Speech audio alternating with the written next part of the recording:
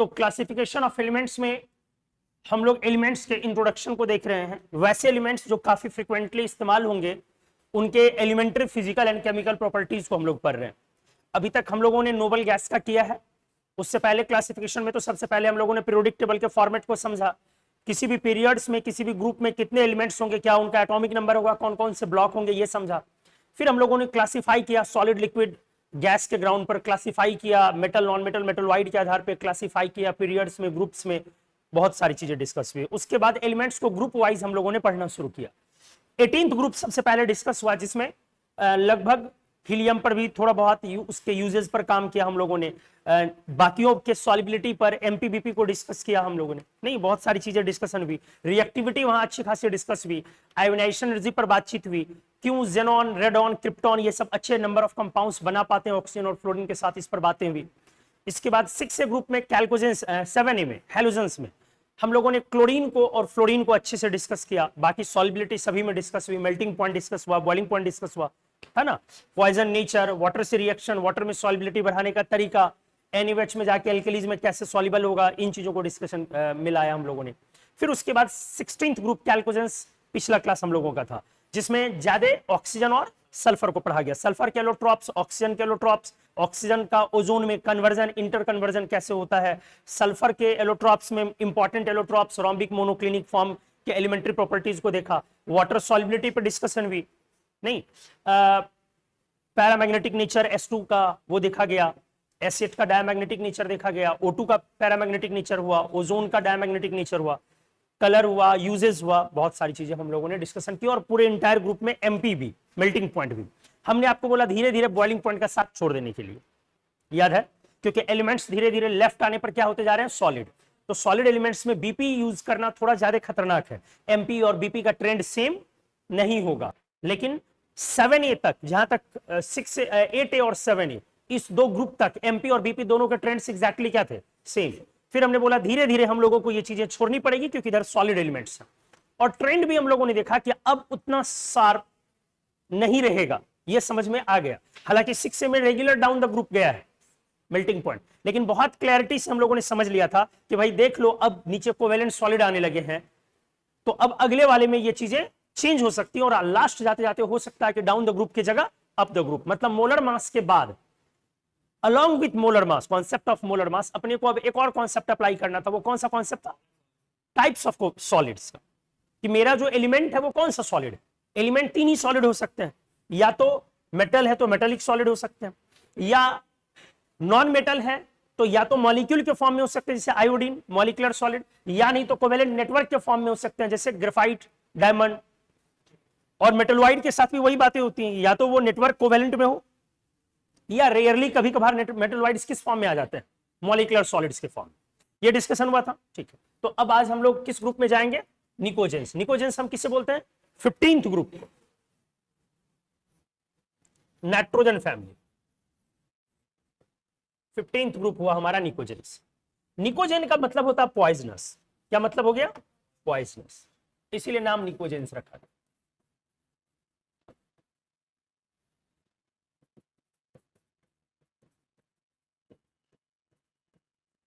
तो जो इस ग्रुप के एलिमेंट है 5A के,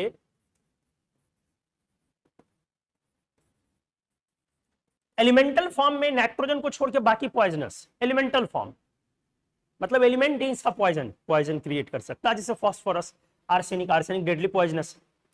एलिमेंटल फॉर्म में हमने बोला नाइट्रोजन छोड़ के बाकी पॉइजनस है। एलिमेंटल फेज में नाइट्रोजन पॉइजनस है या नहीं, नहीं है। क्यों, कैसे, किस फॉर्म में है जो नहीं है, N2 के फॉर्म में, एटमॉस्फेयर में N2 है। लेकिन जब ये अपने मिनरल्स में जाते हैं तो इनके अधिकांश मिनरल क्या है, पॉइजनस। इनके मोस्टली मिनरल्स क्या है, पॉइजनस। क्लियर हो गया, तो ठीक से देखिए। हाँ, एक मेंबर और लिख लो, ये बिस्मथ का एटॉमिक नंबर बोलो जल्दी, 83। तो ये किस पीरियड का है, छठा या सातवां, 6 है ना, वेरी गुड। तो अगर मैं 7वें में उतरूं तो कितना एटॉमिक नंबर ऐड करूंगा, 32 ऐड होगा ना। तो बोलिए नया एलिमेंट जो बना वो क्या बन जाएगा, 115 ना, अनपेंटियम UUP या इसका नाम है मॉस्कोवियम। क्या बोलते हैं हम लोग? मॉस्कोवियम। अमेरिका और रसिया ने इसको अपने joint experiment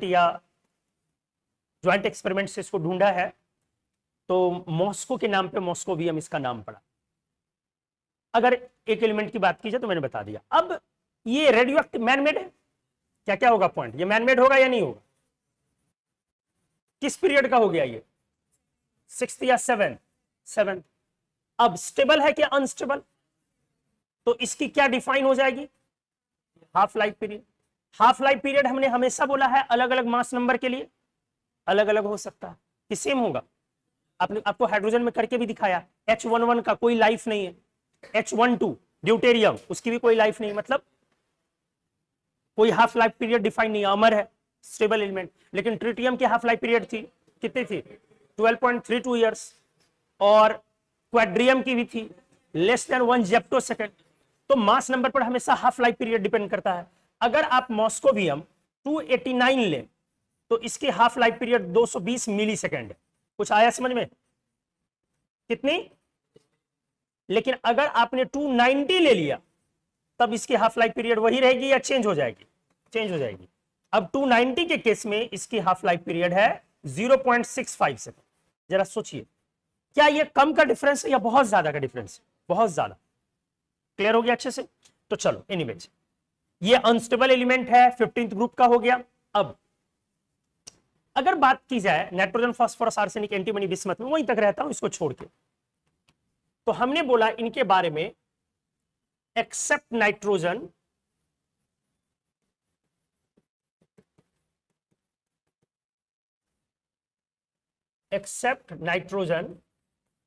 they all are poisonous।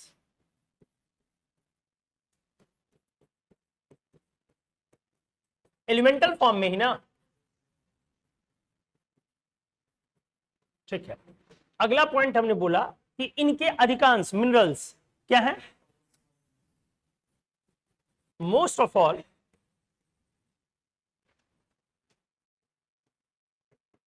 Minerals या कह सकते हैं कंपाउंड्स ऑफ निकोजेंस आर, इस बार इंक्लूडिंग नाइट्रोजन, निकोजेंस आर क्या है? पॉइजनस। आर्सेनिक पूरे पीरियोडिक टेबल में सबसे ज्यादा poisonous element, most poisonous element of periodic table.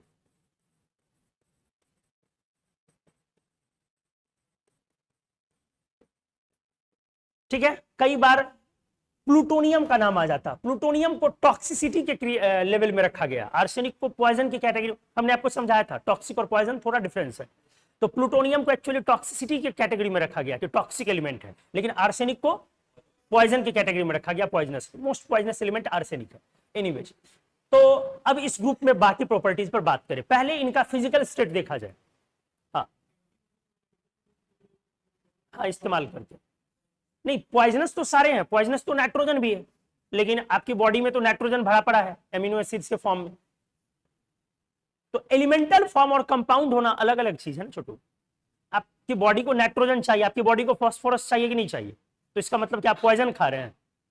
समझ रहे हैं बात को? तो डिपेंड करता है कि हम जो कंपाउंड इंटेक करते हैं वो कंपाउंड पॉइजनस नहीं होता, जो मेडिसिन में इंटेक करते हैं वो मेडिसिन पॉइजन हम नहीं डाल सकते, वो पॉइजनस नेचर का नहीं होगा।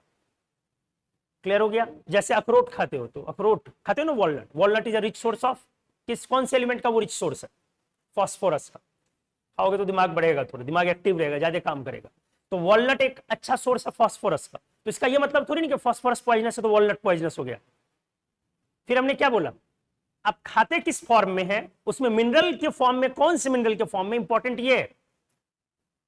समझ गए? आपके टीथ का ऊपर का लेयर इनामेल लेयर ही है, किसका बना हुआ? कैल्शियम फॉस्फेट का, CA3PO4 का, तो पॉइजनस हो गया, इनामेल तो घिस रहा है। तो हर चीज नहीं होता। फर्टिलाइजर्स आप यूज करते हैं, बोलते हो ना NPK, तो P का मतलब वहां क्या होता है? P2O5 को रिप्रेजेंट करता। तो फास्फोरस कंटेंट P2O5 है, तो P2O5 पॉइजनस। हाँ, फास्फोरस एलिमेंटल फॉर्म में भी पॉइजनस है। और मिनरल के फॉर्म में सारा बोला कि मोस्टली बोला? तो मोस्टली है ना, अधिकांश। ठीक है, अब इनमें जरा एक बार फिजिकल स्टेट्स देखा जाए, कौन सॉलिड है, कौन लिक्विड है और कौन गैस है। नाइट्रोजन क्या है, गैस। Phosphorus solid. नाइट्रोजन के बाद सारे क्या है, सॉलिड है। बिस्मथ तक की बातें करनी है, तो मेल्टिंग पॉइंट बनता है, मेल्टिंग पॉइंट बनता है। अब दिमाग लगाओ, नाइट्रोजन कैसा है, मॉलिक्यूलर एलिमेंटल स्टेट में, या फिर मेटेलिक है, या फिर कोवेलेंट क्रिस्टल चेन में फैला हुआ है नेटवर्क में। नाइट्रोजन मॉलिक्यूलर है, किस मॉलिक्यूल के फॉर्म में, N2। फास्फोरस क्या है, ये भी मॉलिक्यूलर है, बताओ किस मॉलिक्यूल के फॉर्म में रहता है फास्फोरस, P4। अब आर्सेनिक एंटीमनी क्या है, मेटल वाइट, तो ये किस फॉर्म में रहेगा, कोवेलेंट क्रिस्टल के फॉर्म में। और बिस्मथ क्या है, मेटल, तो ये किस फॉर्म में रहेगा, मेटेलिक सॉलिड में। छोटू आप बाद में ज्वाइन किए ना, तो आपने पीछे का क्लासेस किया कवर, करना स्टार्ट किए कि नहीं अभी तक, कब करेंगे, अच्छा कल ही आए, एक दिन और आए हो ना, इससे पहले आपसे मेरी मुलाकात तो हुई है। अच्छा, तो एक बार मेरे से भेंट हुई, ठीक। तो चैनल पे, यूट्यूब चैनल पे सारी क्लासेस पड़ी हुई है ड्रॉपर बैच की, उसको शुरू से देख लेंगे, 5-6 क्लासेस जो भी हुई है, ठीक है, और देख के नोट्स बनाते। हाँ जी, और एक मॉलिक्यूलर और एक कोवेलेंट क्रिस्टल में, हाँ वो भी होता है फास्फोरस का, लेकिन हम लोग उसको नहीं बोलते। जब नॉर्मल बोले तो किसको बोला जाएगा, P4। ठीक, आइए, तो बातें हो रही है यहां पर मेल्टिंग पॉइंट।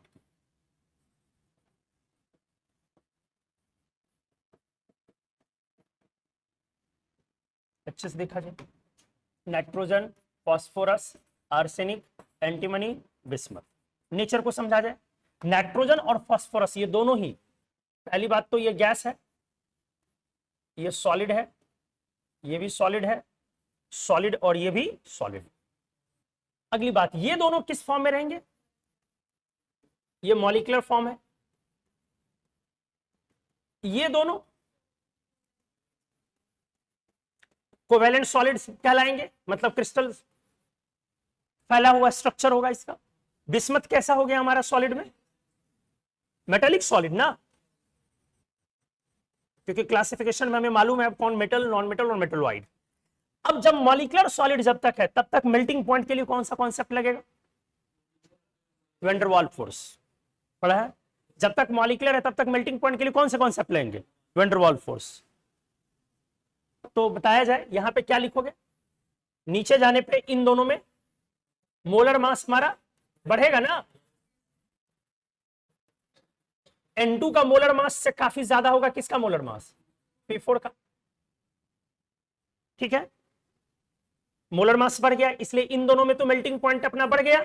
बताइए दोस्त, अब अगले पे आ जाइए, इन दोनों में ध्यान से, दोनों ही कोवेलेंट सॉलिड्स, तो कोवेलेंट सॉलिड्स में का मेल्टिंग पॉइंट ऐसे ही किससे ज्यादा होगा, मॉलिक्यूलर।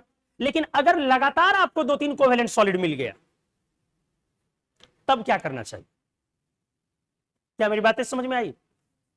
अगर आपको लगातार 2-3 मेटल कोवेलेंट सॉलिड मिल गया, मान लो लेट बोरॉन वर्सेस सिलिकॉन, क्या डिस्कस कर रहा हूं, boron versus silicon.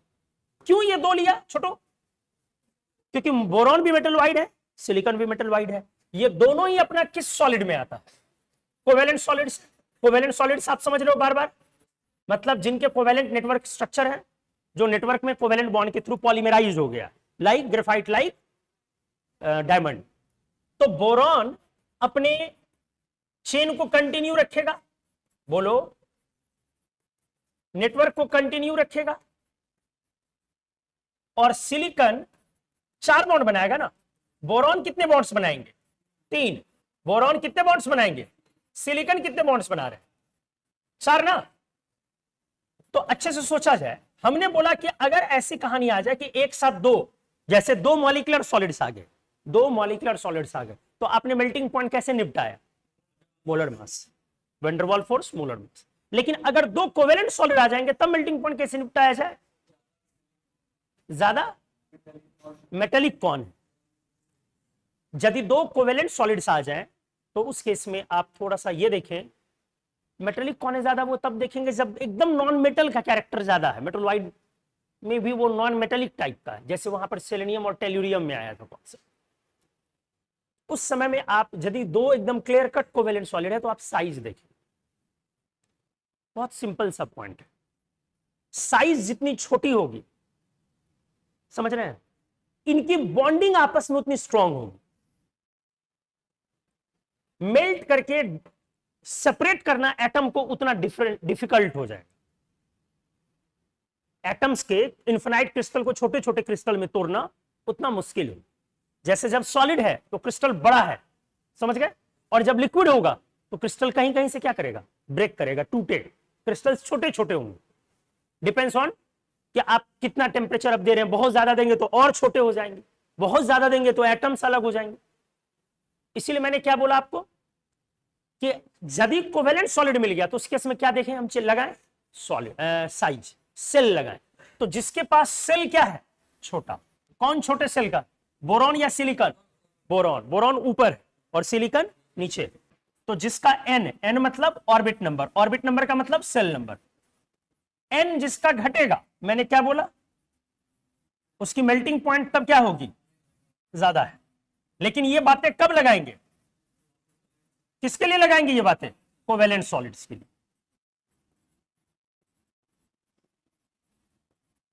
Selenium tellurium में ये बातें नहीं लगी थी, क्योंकि हमने बोला था सेलेनियम टेल्यूरियम में सेलेनियम एकदम नॉन मेटेलिक कैरेक्टर का है, याद आया, ये हमने बोला था, ये नॉन मेटेलिक वाले मेटलवाइड है सेलेनियम। इसलिए यहां पर वो वाली चीजें ज्यादा भारी पड़ गई थी कि इसमें कौन सा कैरेक्टर है ज्यादा, इसमें मेटेलिक कैरेक्टर ज्यादा है और उसमें नॉन मेटेलिक कैरेक्टर ज्यादा।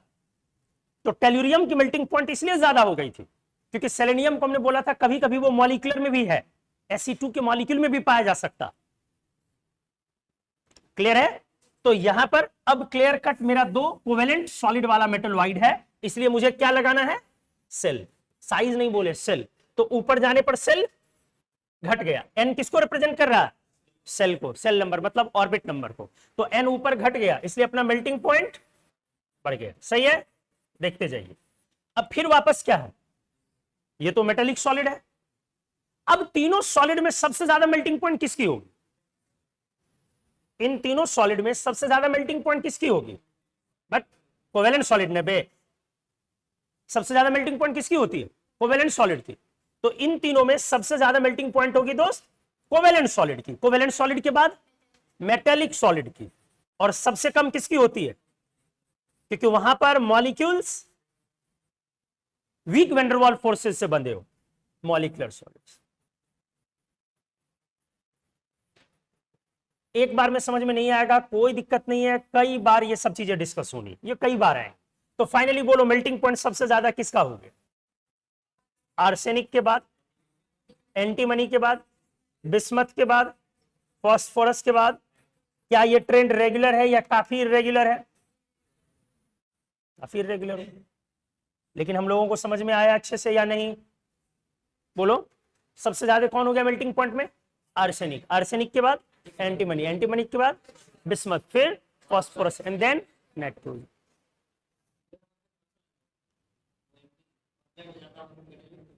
फिर से बोलिए,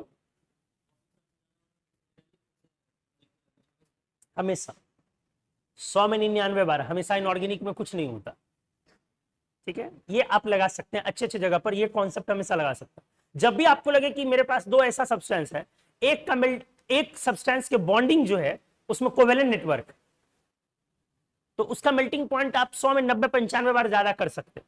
आप अपने सिलेबस में तो हमेशा ही कर लीजिए, क्योंकि आप लोग को बहुत वैसा कॉम्प्लिकेटेड आएगा नहीं। जैसे मान लो कभी दे दिया कि सिलिकॉन, ऐसे दे दिया मेल्टिंग पॉइंट बताओ भाई सिलिकॉन वर्सेस केसीएल का, तो सिलिकॉन कोवेलेंट सॉलिड है और केसीएल किस तरीके की सॉलिड है, आयोनिक सॉलिड्स, आयोनिक कंपाउंड है ना। तो सबसे ज्यादा किसको बोला, बोल ले, इसीलिए सबसे आगे कौन हो जाएगा, सिलिकॉन। समझ गए अच्छे से, ठीक। चलिए, तो मेल्टिंग पॉइंट डिस्कस हो गया इस ग्रुप में, अगले पे चलता हूं।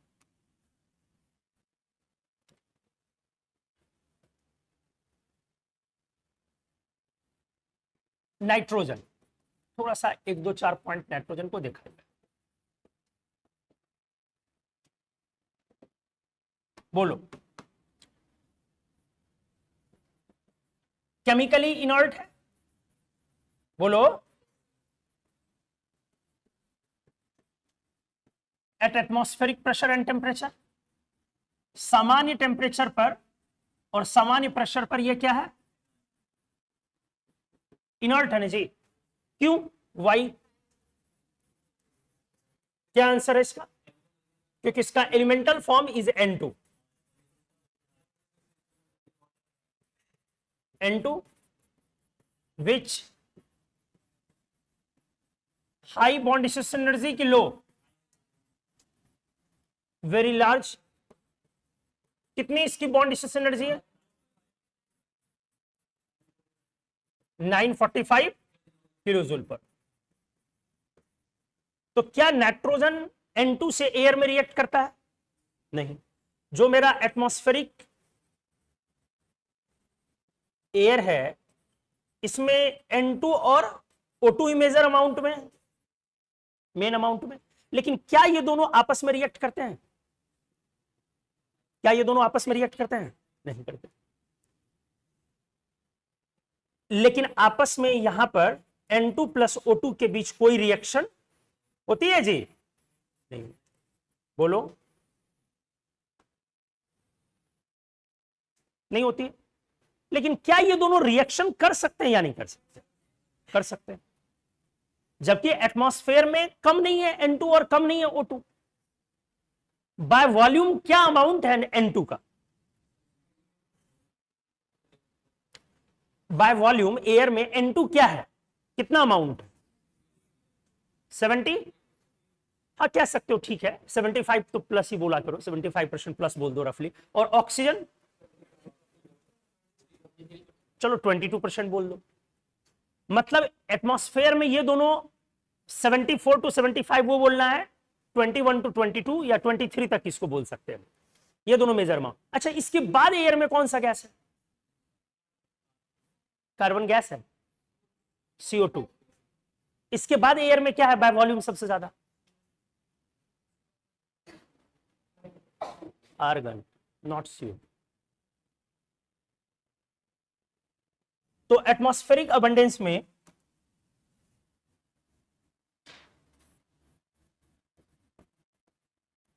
नोबल गैस के टाइम में पता नहीं कैसे भूल गया मैं,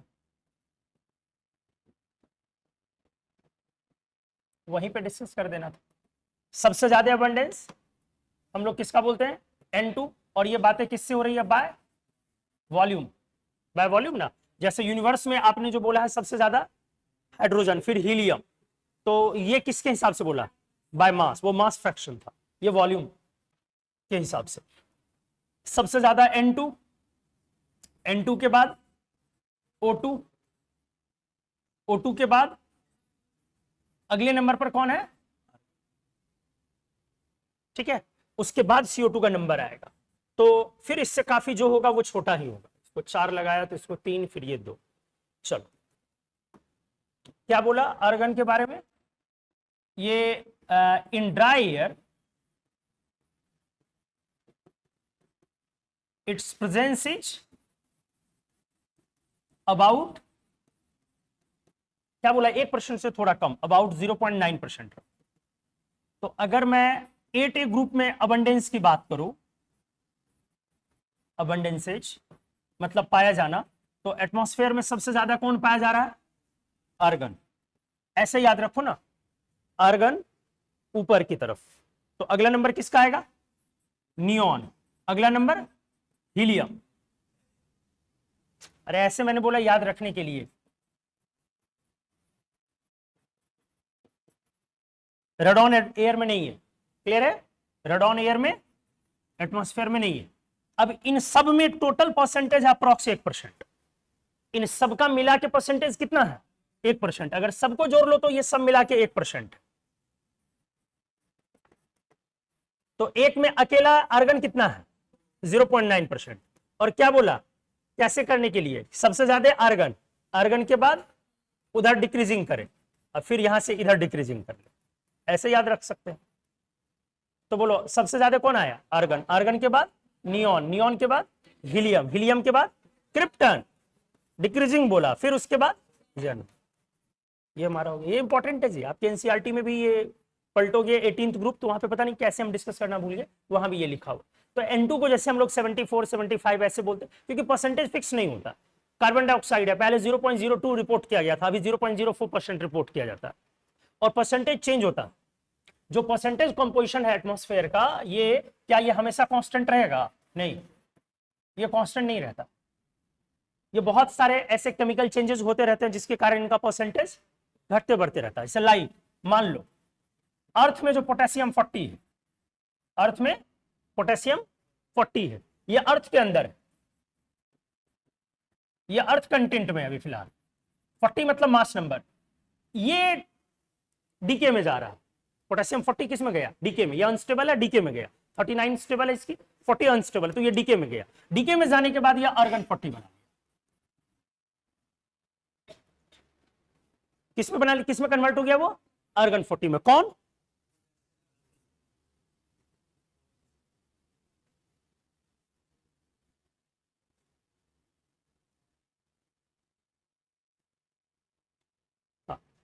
तो डीके में जाने के बाद ये आर्गन 14 बना लिया। तो इससे क्या हुआ? किसका परसेंटेज बढ़ गया? आर्गन तो गैस है, अब ये निकल गया, तो इससे क्या हो गया? Percentage of argon increases. तो इसीलिए हमने बोला कि परसेंटेज किसी का फिक्स नहीं होता, परसेंटेज चेंज होते रह सकता है। कार्बन जो हम यूज कर रहे हैं, तो कार्बन तो सॉलिड एलिमेंट में काउंट करते हैं, तो एटमॉस्फेरिक कार्बन एटमॉस्फेरिक ऑक्सीजन से कंबाइन होके किस में जा रहा है? सीओ में या CO2 में। इसका मतलब फिर क्या हो गया? ऑक्सीजन का परसेंटेज क्या हो रहा है? घट रहा है। इसीलिए 23 21 के बीच हम लोग रिपोर्ट करते रहते हैं। क्लियर आया समझ में क्या बोला हमने? आर्गन अर्थ में भी है और आर्गन एटमॉस्फेयर में भी है। आर्गन पर्टिकुलरली, आर्गन को देखोगे ना तो आर्गन सी लेवल पर ये मोर अबंडेंट,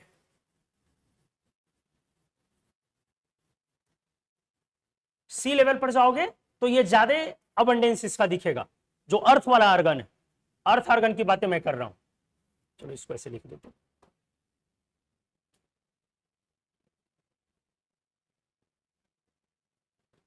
जो अर्थ आर्गन है उसकी बातें मैं कर रहा हूं कि वो ज्यादा अबंडेंट है कहां पे? सी लेवल पे। क्यों? Its solubility in water is,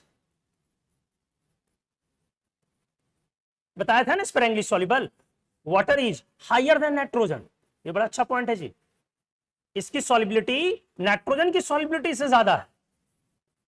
तो आपको मैंने क्या समझाया कि भाई बहुत सारे ऐसे एलिमेंट हैं जिनका परसेंटेज फिक्स नहीं हो सकता है, क्योंकि वो किसी ना किसी प्रोसेस के थ्रू घट सकते हैं या कुछ कुछ एलिमेंट्स बढ़ सकते हैं। जैसे आर्गन अर्थ से घटा तो वो एटमॉस्फेयर में क्या दे दिया हमारा? आर्गन नहीं, पोटेशियम 40 अगर घटा तो एटमॉस्फेयर में क्या दे दिया? इसलिए परसेंटेज थोड़ा बहुत चेंज होते रहता। तो हम लोग एक अप्रॉक्स बोलते हैं कि हाँ भाई N2 को 74 75 इस तरह बोलते हैं, क्योंकि नाइट्रोजन की फिक्सेशन भी बहुत ज्यादा होती है।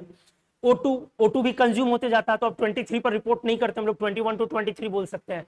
आर्गन ड्राई एयर में बोलेंगे कि 0.9%, मतलब पूरे नोबल गैसेस का कंटेंट एयर में कितना परसेंट है? अप्रॉक्स 1%, जिसमें अकेला कौन है? आर्गन। कितना? 0.9%। तो ये एक कंफ्यूजन दूर हुआ उम्मीद है, अदरवाइज आप लोग क्या समझते थे? एयर में तीसरे नंबर पर CO2 है, और CO2 से कितना ज्यादा है ये दिखा, वो 0.04 02 या 03 जो बोल ले, ये लगभग 1, काफी का डिफरेंस है ना। ठीक है, तो चलिए वापिस यहां पे आता हूं।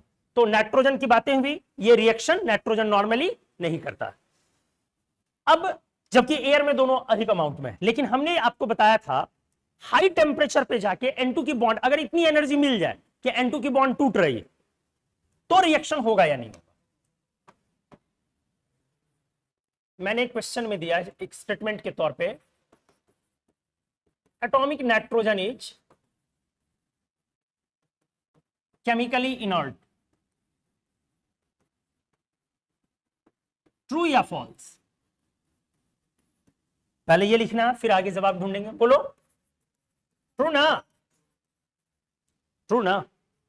क्या क्या छोटू कुछ सोच रहे हो? ट्रू या फॉल्स? फॉल्स। ध्यान नहीं दे रहे हो जी? क्या लिखा है? Atomic nitrogen. क्या पढ़ा है? एटम तो आइसोलेटेड स्टेट में एग्जिस्ट नहीं करता है एक्सेप्ट इनर्ट नोबल गैसेज, क्योंकि एटम हाईली रिएक्टिव होते हैं, उनकी एनर्जी बहुत ज्यादा होती है। वो अगर कोई और दूसरा एटम नहीं मिलेगा तो वो खुद के ही जैसे उसी एलिमेंट के जो एटम्स हैं उसी से क्या कर जाएगा, रिएक्ट या कंबाइन, और करके क्या बना लेगा, मॉलिक्यूल या एलिमेंट। यही नहीं समझाया है? एटम्स कभी भी इनर्ट नहीं हो सकता है, एटम हमेशा क्या होगा, reactive, except inert and noble gases. सिर्फ वही एटॉमिक फॉर्म्स में स्टेबल। इतने अच्छे से तो पहली क्लास वही स्टार्ट ही किया था दोस्त। तो नाइट्रोजन एलिमेंटल फॉर्म में इनर्ट है, इसका मतलब क्या हुआ, N2 है ना सर, तो N2 इनर्ट है।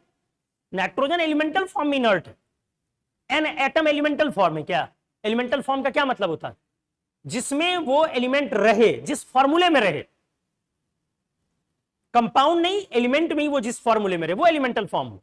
मेटल का एलिमेंटल फॉर्म क्या सिखाया था, मेटेलिक क्रिस्टल, जिसमें एक दो एटम्स होते हैं या इन्फिनाइट होते हैं, इन्फिनाइट, और किस बॉन्ड से बंधे होते हैं, मेटेलिक बॉन्ड्स। सब कुछ पढ़ाया हुआ नोट्स में। नॉन मेटल्स का क्या सिखाया, या तो वो मॉलिक्यूलर फॉर्म्स में रहेंगे या फिर वो कोवेलेंट क्रिस्टल्स के फॉर्म में रहेंगे, यही था ना जी। और मेटल वाइड किस में भी, मेटल वाइड में भी वही कॉन्सेप्ट जो नॉन मेटल वाला लगता है, लेकिन वहां ज्यादातर किस में रहता है, कोवेलेंट सॉलिड्स के, कोवेलेंट क्रिस्टल के फॉर्म में ज्यादा होते हैं। तो एटॉमिक नाइट्रोजन इनर्ट नहीं है, मॉलिक्यूलर नाइट्रोजन इनर्ट है, या कह सकते हैं एलिमेंटल नाइट्रोजन इनर्ट।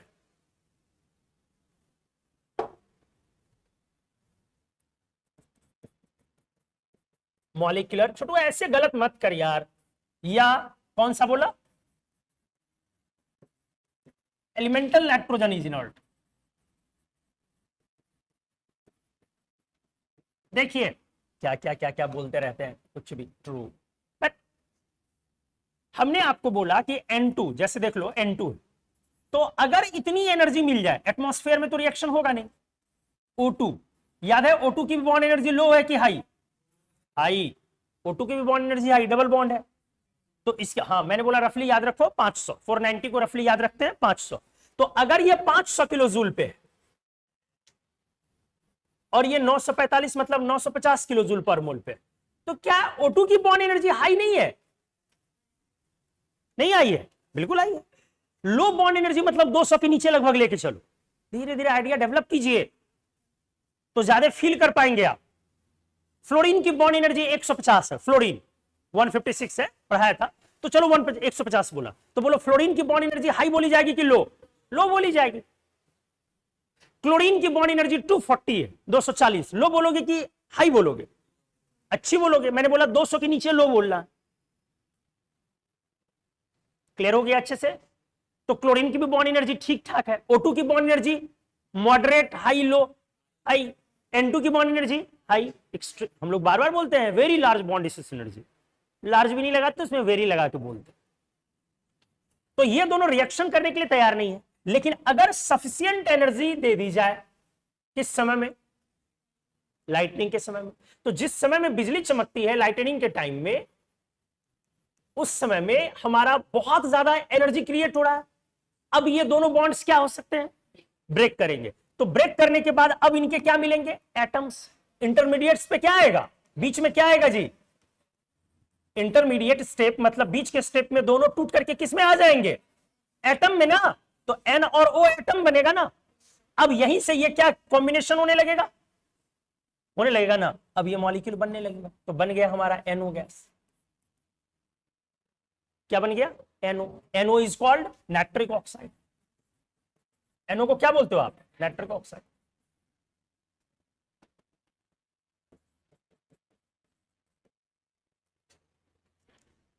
क्लियर हुआ अच्छे से? एक बात और याद रखना, N2 और O2 कभी भी रिएक्शन करके N2O नहीं बनाते हैं, ये याद रखना है। रेयरली ही कभी बनेगा। सामान्य तौर पर N2 और O2 कभी भी रिएक्शन करके क्या नहीं बनाना है, N2O। N2O में नाइट्रोजन +1 में, तो NO बना।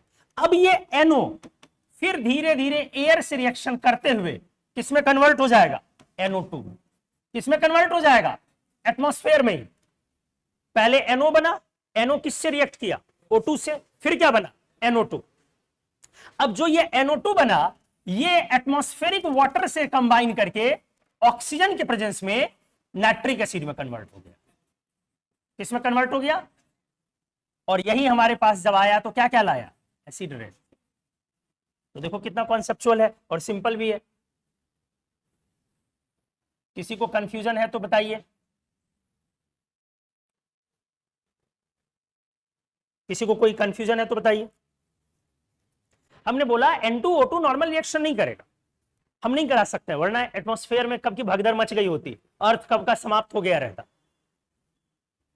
बहुत ज्यादा एनर्जी जब इसे मिलेगी लाइटनिंग के समय में, बिजली जिस समय में चमकती है कड़कती है उस समय में, तो N2 और O2 के बॉन्ड्स टूट के N और O एटम्स बनते हैं, और ये जब एटम्स बनते हैं तो इस समय में अब इनकी रिएक्टिविटी कम है या ज्यादा? बोलो, बहुत ज्यादा हो गई। अब ये रिएक्टिव हो गया, जबकि पहले ये रिएक्टिव नहीं था। तो अब ये कंबाइन होकर के क्या बना रहा? NO। और NO2 में +4 और उसमें +5। एनहाइड्राइड का जो सर एसिड बनता है वो सेम ऑक्सीडेशन स्टेट में बनता है। बहुत अच्छा पॉइंट इसने रखा। इनका कहना है कि सर ऑक्सीडेशन स्टेट यहां पर +4 है और यहां पर ऑक्सीडेशन स्टेट +5। जब भी एसिड बनाते हैं ऑक्साइड से तो उस ऑक्साइड को अपन क्या बोलते हैं? एनहाइड्राइड। बोलो,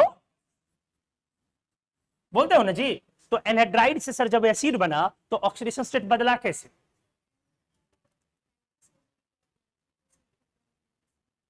नहीं, हाँ नाइट्रस और नाइट्रिक बनता है, डिस्प्रोपोर्शन होता है क्योंकि वो मिक्स्ड एनहाइड्राइड।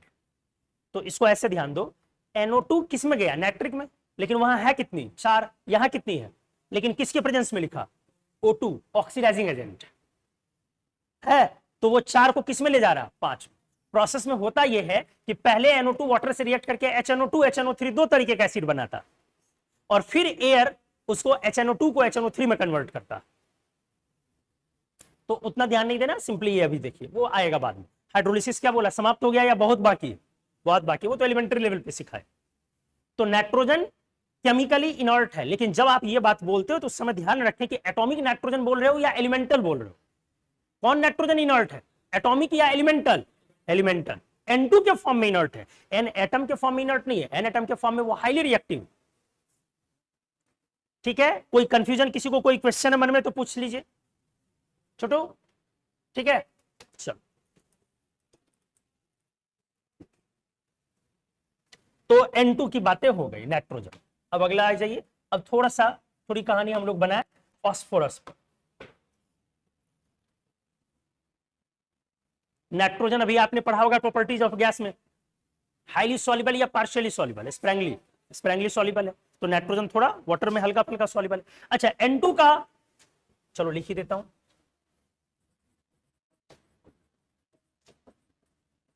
वाटर सॉल्युबिलिटी, क्या N2 का वाटर से कोई रिएक्शन होगा क्या? बोलो, नहीं। फिर भी हाउएवर थोड़ा सा क्या है, थोड़ा सॉल्युबल है वाटर में। अच्छा, किस वजह से, कौन सा रीजन है? थोड़ी भी जो सॉल्युबिलिटी उसका रीजन क्या? Dipole ID. जो जेनॉन का वाटर में था रीजन यही था ना, डायपोल आईडी। तो डायपोल किसके पास, वाटर के पास या N2 के पास? वाटर के पास। और आईडी किसके पास? Dipole ID.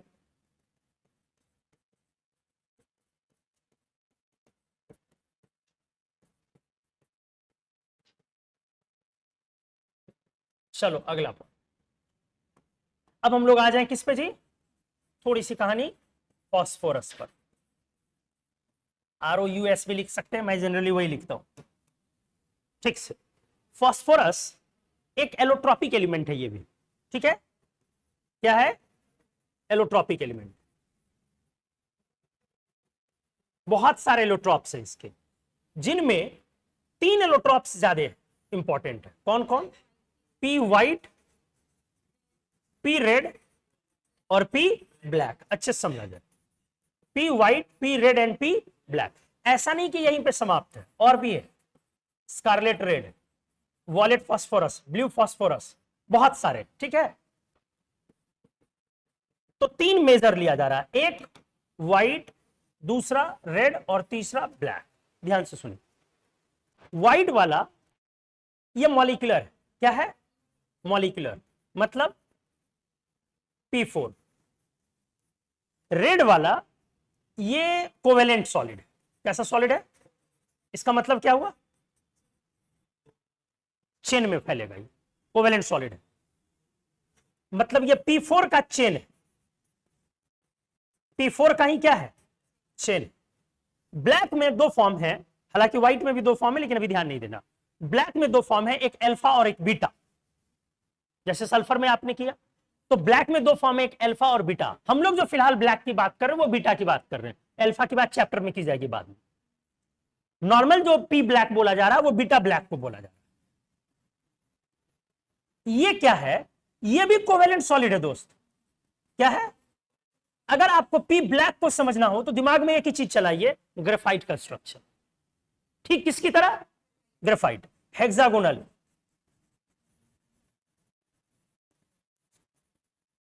Sheet like structure. ये शीट लिखा हुआ है,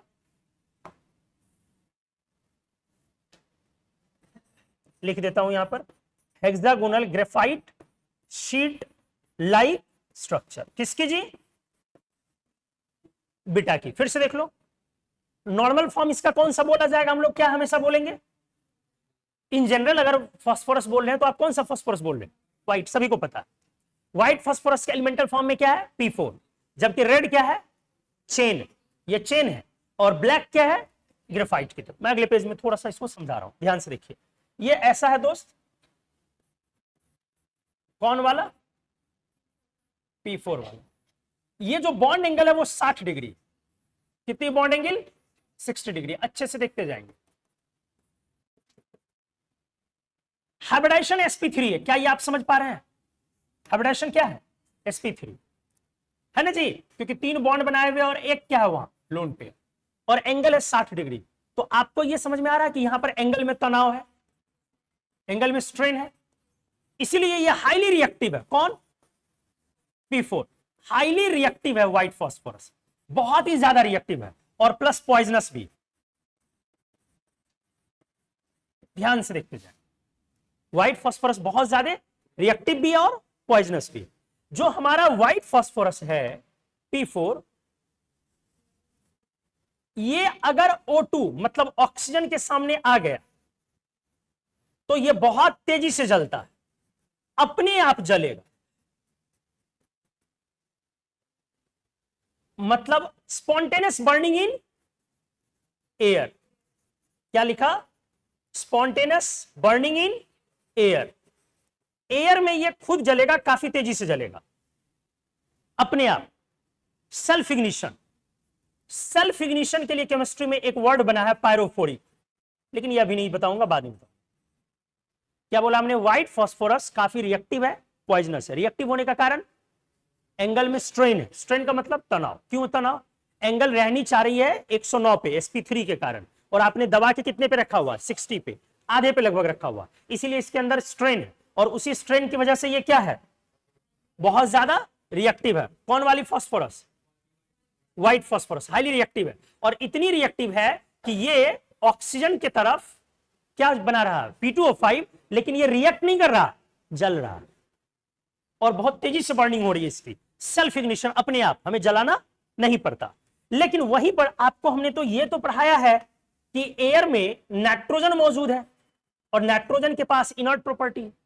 तो अगर मैं एयर में लूं तो इसकी जो बर्निंग हो जाएगी अब, वो तेज होगी या स्लो? स्लो। समझ में आ गया? अब इसकी जो बर्निंग होगी तेज होगी या स्लो? स्लो। किसकी वजह से? नाइट्रोजन की वजह से ना जी, N2 की वजह से अब ये स्लो हो जाएगी, क्योंकि मैंने बोला वो इनर्ट नेचर का है, वो रिएक्शन ना जल्दी करता है, और रिएक्शन जो हो रहा है उसके भी रेट को स्लो करता है। अब ये रिएक्शन करके अभी भी P2O5 बनाएगा, लेकिन अब बर्निंग, सॉरी, अब ये P2O5 ना बना करके P2O3 बनाएगा। बोलो, पहले क्या बना रहा था? P2O5 या इसी को बोल लो P4O10।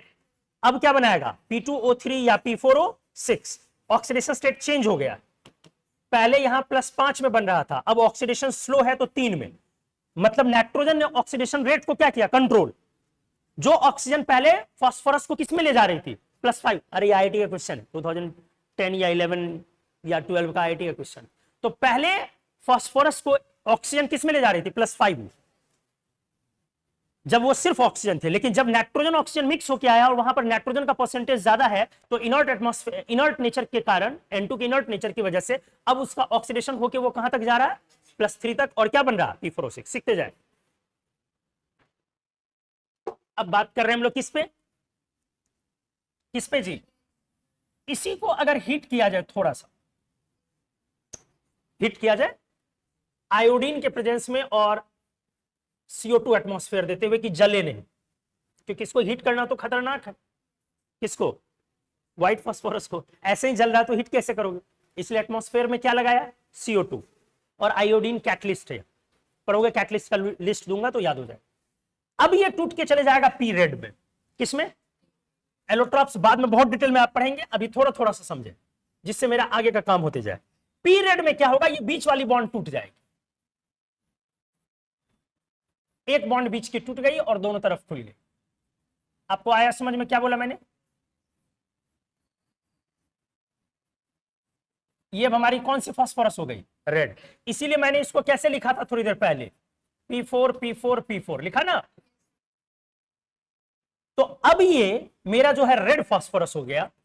अब यहां पर एंगल स्ट्रेंथ पहले से क्या हो गया, कम या ज्यादा, अभी भी है थोड़ा, एक बॉन्ड अभी भी है ना जी छोटी, एक बॉन्ड बड़ी हो गई। अरे एक बॉन्ड अभी भी छोटी मौजूद है, पहले सारे बॉन्ड एंगल कितने थे, 60, अब 60.5 नहीं, 60 है, एक वो 101 है। तो अब एंगल स्ट्रेंथ कम हो गया, अब हमारी रिएक्टिविटी क्या हो गई, कम हो गई। अब ये सेल्फ इग्निशन में जाएगा या नहीं जाएगा, नहीं जाएगा, नो सेल्फ इग्निशन। अब आपको करना हो, ठीक है, अब अगर आपको करना हो, सेल्फ इग्निशन में नहीं जाएगा, अगर अब आपको करना हो तो हीट करना पड़ेगा। कितने पे, 240 के ऊपर, कितने पे, तब ये पी रेड में जाएगा। कुछ आया समझ में। तो पी व्हाइट से पी रेड कैसे गया, पी व्हाइट से पी रेड कैसे गया छोटू, हीट करने पर, लेकिन किस एटमॉस्फेयर में, इनर्ट एटमॉस्फेयर में CO2 लिया। CO2 की जगह आप आर्गन या क्रिप्टन भी ले सकते हैं। क्लियर हो गया अच्छे से, चलो क्रिप्टन लिख देता हूं। इनर्ट एटमॉस्फेयर में हीट किया गया है तो पी व्हाइट कन्वर्ट हुआ पी रेड में। पी रेड की प्रॉपर्टी हो गई, रेड फास्फोरस की प्रॉपर्टी हो गई क्या, अब वो अपने आप इग्निशन में नहीं जाएगा, अब वो रिएक्टिविटी में ज्यादा है, रिएक्टिविटी में कम है, सॉरी स्टेबिलिटी में ज्यादा। अब आते हैं अगले वाले में ब्लैक। अब इसको बहुत हाई प्रेशर पर ले जाया जाए, 12,000 ATM के ऊपर। किसको जी, रेड को, या व्हाइट को भी डायरेक्टली कर सकते हैं हम लोग। तो अब ये किस में जाएगा, ब्लैक में। ब्लैक में हमने क्या सिखाया दोस्त, कैसा स्ट्रक्चर है, ग्रेफाइट की तरह। ग्रेफाइट वाला तो सीट स्ट्रक्चर आपको याद होगा हर किसी को, 6 मेंबर्स के रिंग होते हैं ना वहां, यही है ना। तो ये ग्रेफाइट की तरह सीट स्ट्रक्चर में अब ये जाएगा। वेंडरवाल फोर्स होता है ध्यान में ग्रेफाइट में, तो यहां भी दोनों लेयर के बीच में क्या होगा, वेंडरवाल फोर्सेस होने वाले हैं। ये बीच में वेंडरवाल फोर्स, अरे होता है ना ग्रेफाइट में। तो रफली हमने समझाया ये वेंडरवाल फोर्स, हमने रफली समझाया कि कैसे तीनों में। अब यहां पर एंगल और बढ़ गई या नहीं बढ़ गई, यही हमारा कौन सा फास्फोरस कहलाया, ब्लैक, बीटा ब्लैक। इसी को सिंपली हम ब्लैक फास्फोरस बोलेंगे। अब ये हमारा, इसमें एंगल काफी ज्यादा है, तो इसमें एंगल स्ट्रेन है या नहीं है, नहीं है, no angle strain. Angle strain है या नहीं है, नहीं है। अब ये केमिकली रिएक्टिव है कि नहीं, नहीं, ये नॉन रिएक्टिव है। ब्लैक फास्फोरस क्या है, नॉन रिएक्टिव। व्हाइट क्या है, हाईली रिएक्टिव। अपने आप जलेगा या नहीं जलेगा, नहीं जलेगा। अब इग्निशन टेम्परेचर 400 है, रेड का इग्निशन टेम्परेचर क्या था, 240। ब्लैक का इग्निशन टेम्परेचर क्या है, व्हाट इज इग्निशन टेम्परेचर, जिस पर जलता है, तो ब्लैक किस पर कितने टेम्परेचर पे जलना शुरू करता है? ऑक्सीजन के साथ 400 के नीचे वो रिएक्ट नहीं करेगा। रेड किसके नीचे रिएक्ट नहीं करेगा?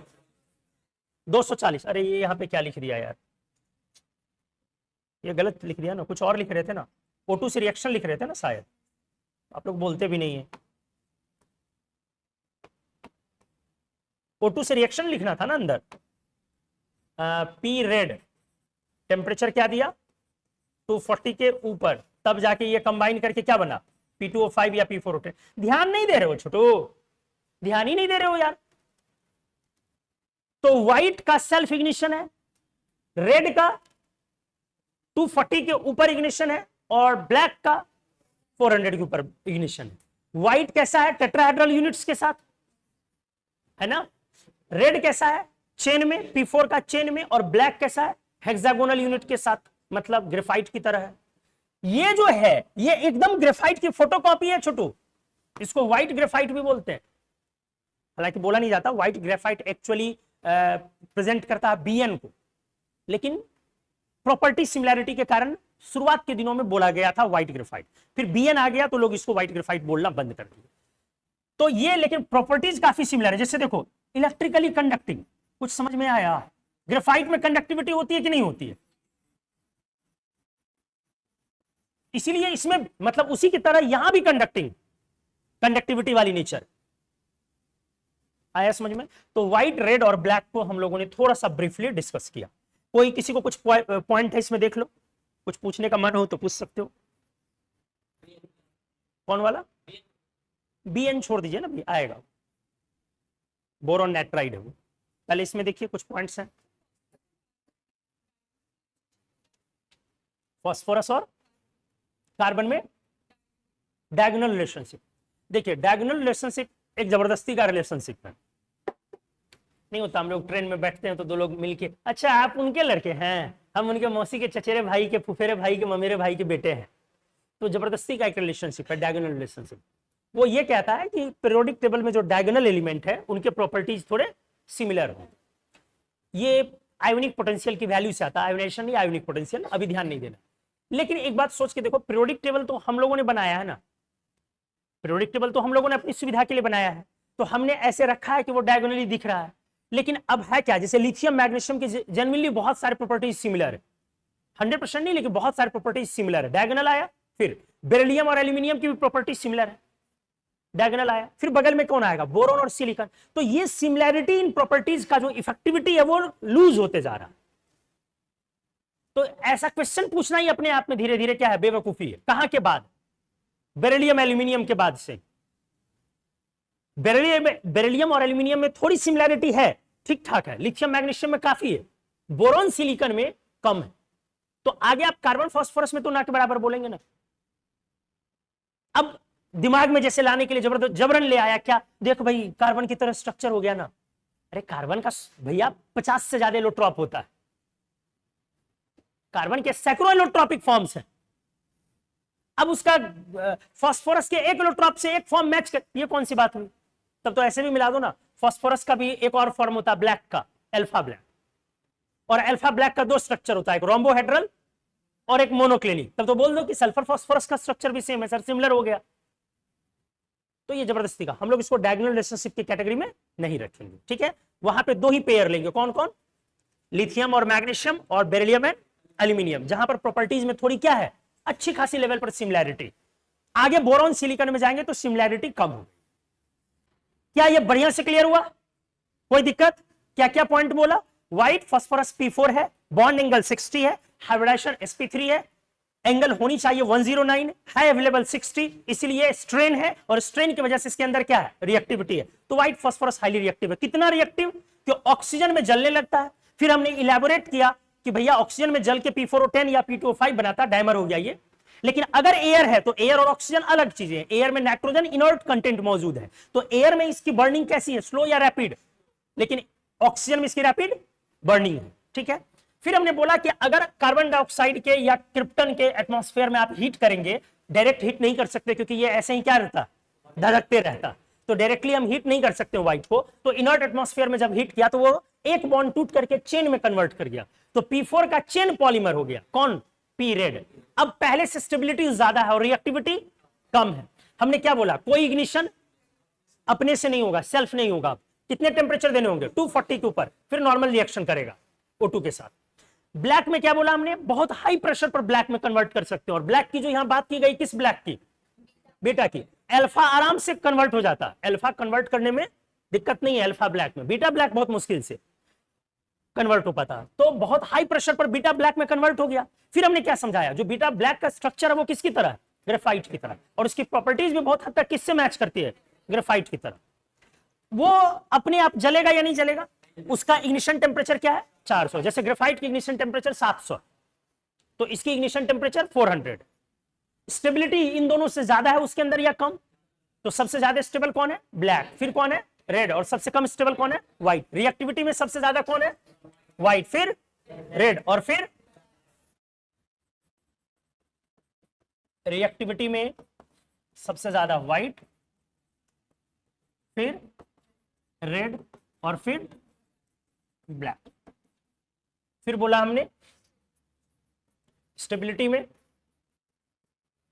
ये कौन सी स्टेबिलिटी है, थर्मोडायनेमिक, व्हाइट, व्हाइट से ज्यादा रेड, और रेड से ज्यादा ब्लैक।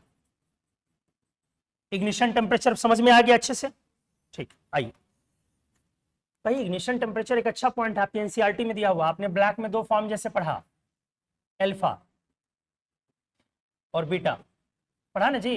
देखो कितना अलग अलग है। इनऑर्गेनिक अपने आप में ये टेम्परेचर क्या देना पड़ेगा, 400 के ऊपर। अब ये P4O10 बनाएगा, बोलो आप इसको कुछ भी देते रहे, कितना भी टेम्परेचर दे, नो इग्निशन। कौन वाला फॉर्म इग्नाइट नहीं करता, अल्फा ब्लैक इग्नाइट ही नहीं करता। जरा सोच के देखिए, तो कितनी प्रॉपर्टी में अंतर हो गई। तीनों में मेल्ट करना किसको डिफिकल्ट हो गया, व्हाइट को कि रेड को कि ब्लैक को, किसको मेल्ट करना सबसे मुश्किल होगा, अंदाजा लगाओ, ब्लैक को, उसके बाद रेड को, और सबसे आसानी से व्हाइट। फास्फोरस तो वोलाटाइल है नेचर में, ध्यान से, melting point. White phosphorus P4 है, इसकी मेल्टिंग पॉइंट 44 कितनी है, इसका मतलब क्या है, काफी कम या काफी ज्यादा, इतना कम है कि बड़ा आराम से ये क्या कर जाएगा, वोलाटाइल हो जाएगा। वोलाटाइल सॉलिड की कैटेगरी में इसको डाला गया, किसको जी, अच्छे सीखें। और पॉइजनस है, इसका मतलब व्हाइट फास्फोरस को रखोगे तो आपकी बॉडी में पॉइजन जा सकता है, एकदम कैम्फर की तरह। जैसे कपूर को हम रखते हैं और कैम्फर सब्लिमेशन में चला जाता है, तो ये बड़ा आराम से सब्लिमेशन में जा सकता है। अब देखिए, व्हाइट के बाद अगर मैं रेड को बोलूं, इसका मेल्ट होने के साथ ही ये वेपर में चला जाता है, मेल्ट होने के साथ ये वेपर में चला जाता है।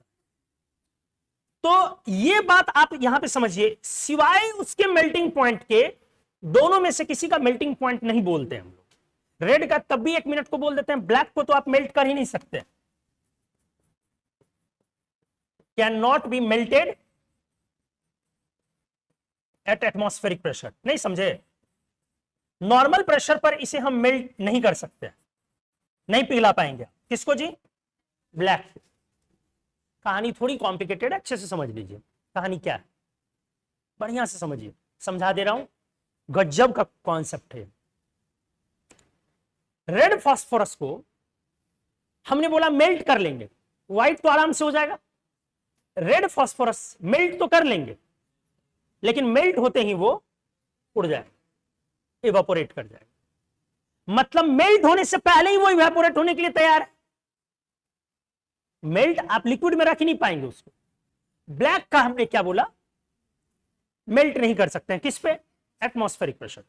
पॉइंट क्या है, पॉइंट ये है कि कोई भी फॉर्म ले फास्फोरस का, ठीक है, फास्फोरस का क्या लिया जाए, कोई भी फॉर्म।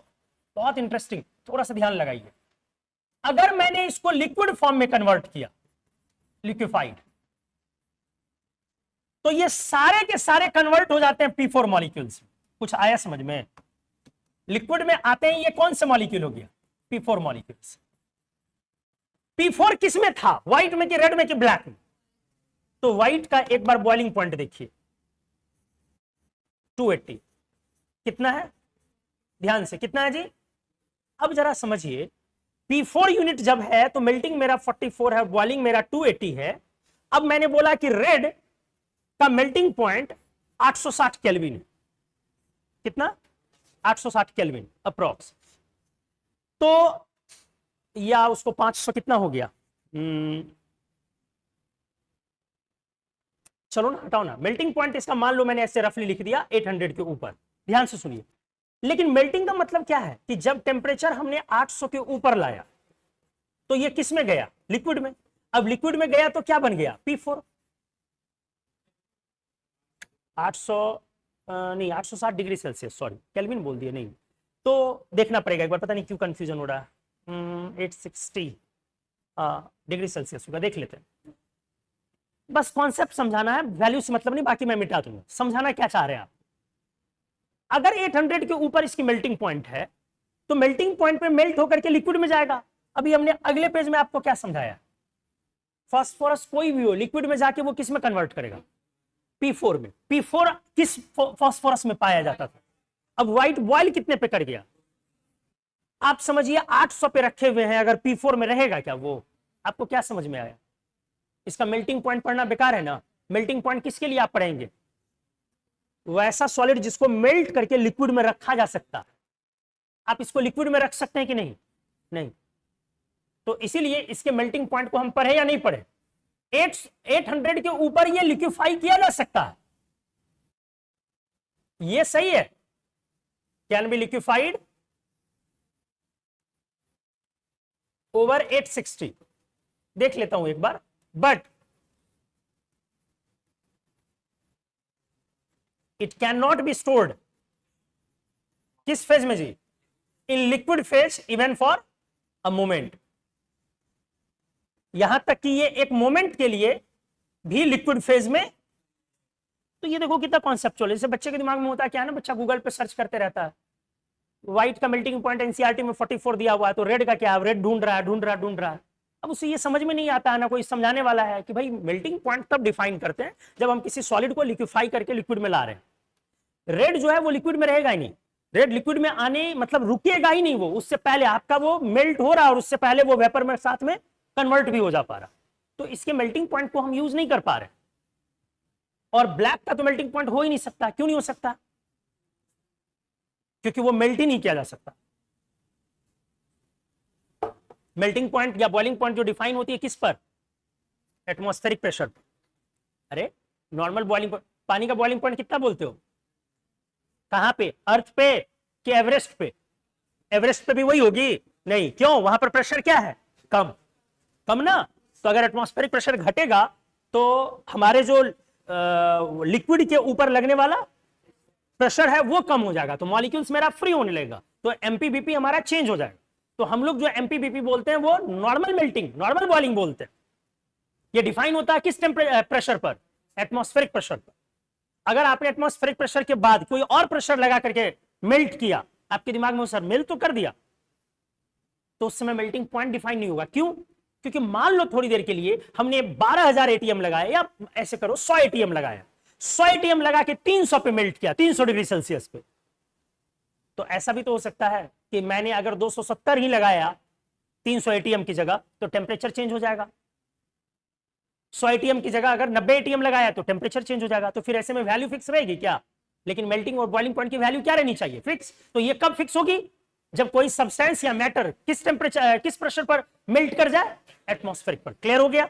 तो व्हाइट, रेड और ब्लैक में आपका मेल्टिंग पॉइंट को भी मैंने क्लियर किया। अब किस में कहानी जाए, सॉल्युबिलिटी ना जी। चलो आज मैं सॉल्युबिलिटी पर बात करता हूं। हाँ फिर से बोलिए। वोलाटाइल जो है, नहीं आपको लग रहा है, इनका कहना है कि सर व्हाइट फास्फोरस जो है, इसीलिए बोलता हूं बहुत अच्छा लगता है जब कोई क्वेश्चन पूछता है। तो इनका कहना है कि ये वोलाटाइल है और इसका रीजन दिया ड्यू टू एंगल स्ट्रेन। बताइए सही होगा या गलत। वोलाटाइल तो है लेकिन due to angle strain volatile नहीं है। एंगल स्ट्रेन के कारण रिएक्टिव है। वोलाटाइल क्यों है, लो मेल्टिंग पॉइंट। अब लो मेल्टिंग पॉइंट क्यों है? क्योंकि मॉलिक्यूलर सॉलिड है। लो मेल्टिंग पॉइंट क्यों है? क्योंकि मॉलिक्यूलर सॉलिड है। समझ गए? तो इसकी जो वोलेटिलिटी है वो किसकी वजह से है? Due to low M. Clear हो गया? ठीक, चलिए अब हम लोग किस पे जाए? क्या बोल रहा था? सॉलिबिलिटी। ठीक, वाटर सॉलिबिलिटी। तीनों ही फॉर्म इनसॉल्युबल। फिर से लिख दे रहा हूं, एक बार और पढ़ोगे एलोट्रॉप बाद में जी, ठीक है? व्हाइट, रेड, ब्लैक, अच्छे से सीखा जाए। पहले ले रहा हूं पानी में, बोलो। तीनों ही फॉर्म वाटर में क्या है? इनसॉल्युबल। नो रिएक्शन, किसी की भी रिएक्शन इसके अंदर नहीं होने वाली। हमने जो ब्लैक लिया दोस्त, कौन वाली ब्लैक है यहां बेटा? ध्यान दे। अगला पॉइंट, अब कहीं पे तो उस घुलाएं, तो बेंजीन में, किसमें? या CH2, याद आया? सल्फर जाके सॉल्युबल था बेंजीन में, अल्कोहल और ईथर में पार्शियली, और CH2 में अच्छे से। अब बेंजीन में जाके ये सॉल्युबल है, लेकिन ये अभी भी इनसॉल्युबल। कौन दोनों? रेड और ब्लैक। अगला पॉइंट, NaOH सॉल्युबिलिटी याद है? एल्कलीज में ये वहां भी सॉल्युबल है। कौन? लेकिन ये लोग, तो ये ध्यान रखना है, ये पूछा जाता है एग्जाम में, रेड और ब्लैक किसी भी जगह पर सॉल्युबल नहीं है।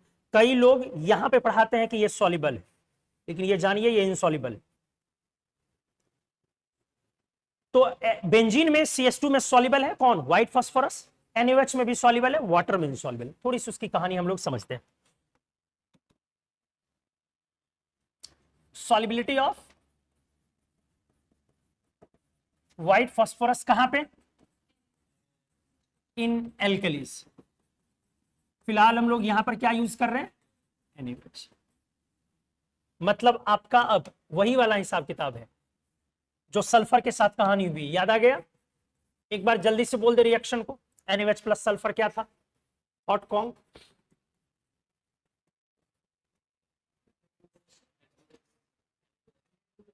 Na2S plus Na2S2O3। कैसे याद दिलाया था? सल्फर वाटर से रिएक्ट करके क्या बनाया? H2S plus SO2। फिर अगला काम क्या किया? H2S NaOH से रिएक्ट करके क्या बनाया? Na2S। और ये एनहाइड्राइड है किस एसिड का? H2O जोड़ दिया चुपके से, H2SO3। तो क्या बन गया यहां से NaOH से रिएक्ट करके? Na2SO3। बस एक स्टेप एक्स्ट्रा क्या बोला था याद रखने? सल्फर को जोड़ दो, नहीं बोला था? Na2S2O3। तो फाइनल प्रोडक्ट क्या हो गया? Na2S plus Na2S2O3। याद आ गया? चलिए, फिलहाल अपना काम किसको है करना? सॉल्युबिलिटी चेक करना। किसको जी? Black, sorry white. NaOH plus P4 hot and conc अगर हमने यूज किया, this is giving NaH2PO2 plus PH3। हालांकि इसके पीछे भी मैकेनिज्म है। P4 का एल्कलाइन हाइड्रोलिसिस है ये, लेकिन अभी हम लोग ध्यान नहीं देंगे। NaH2PO2 प्लस PH3 ये मैं एक बार और सिखाऊंगा आगे चल के। अभी मैं फिलहाल आपको कह रहा हूं इस रिएक्शन को बायोलॉजी कर जाना है। क्या मतलब हुआ? तुम समझते हो कि बायोलॉजी को रटना होता है? नहीं, मैंने तो बोला भी नहीं बायोलॉजी रटना होता है। साइंस रटते हो तो बताओ, हद नहीं है। NaOH plus P4 hot and conc में याद रखना अभी क्या? NaH2PO2 plus. जैसे उन लोगों को मैकेनिज्म से सॉल्व किया ना, क्लोरीन वालों को, अरे हेलोजेंस को किया ना NaOH के साथ, सल्फर को भी किया। इसकी मैकेनिज्म पर भी हम लोग जाएंगे बाद में, अभी हम लोग याद रखते हैं NaH2PO2 plus PH3। PH3 is called, कुछ याद करो। प्रॉपर्टीज ऑफ गैस आया है? फॉस्फीन आ गया? चलिए तो बढ़िया, बताइए फॉस्फीन। अगला पॉइंट पॉइजनस। अगला पॉइंट सॉल्युबिलिटी बोलो, एस्पेरेंटली सॉल्युबल। याद आया? इसीलिए बोला कि अगर याद करोगे तो बहुत फायदा होगा। अगला पॉइंट बोलो। रॉटन फिश स्मेल याद आया?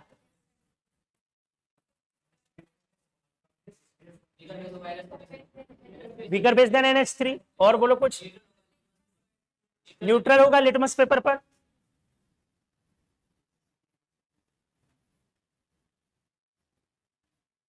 और कुछ? एक चीज क्या उसमें था या नहीं था? फॉस्फीन जलता है, नहीं था। ये बर्न्स इन मॉइस्ट एयर। एक पॉइंट ये एक्स्ट्रा जान लो, मॉइस्ट एयर में या गीले जगह पर, मार्सी प्लेस पर, गीले जगह पर फॉस्फीन क्या होता है? जलता है। इसका रीजन है जलने का due to presence of impurities. ये बहुत कम लोग जानते हैं। क्या कम लोग जानते हैं? मैं एक बात बता रहा हूं, ये सभी को, बच्चे बच्चे को पता है कि फॉस्फीन जलता है। अच्छे सुनिए, फॉस्फीन जलता है, सभी को मालूम। क्वेश्चन किसी से पूछे फॉस्फीन जल सकता है कि नहीं, सभी बोलता है। अब मैं आपको बताता हूं, phosphine non flammable. Non flammable का मतलब नहीं जलता। अगर स्पष्ट क्वेश्चन है कि फॉस्फीन इज इनफ्लेमेबल और नॉन फ्लेमेबल, नॉन फ्लेमेबल, ज्वलनशील या अज्वलनशील, ये नहीं जलेगा। कौन? बिल्कुल नहीं जलेगा। तो फिर जलता क्यों है? क्योंकि उसमें इंप्योरिटीज मौजूद होती है। क्या मौजूद होती है? P4। आपने तो पढ़ा है, P4 तो ऐसे ही धधकता है।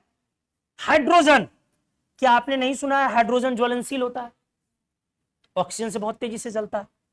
और P2H4 नाम का एक कंपाउंड, ये तीनों जलता है बहुत तेजी से। क्या आपने सुना हाइड्रोजन एयर में लीक कर देंगे तो जल जाएगी?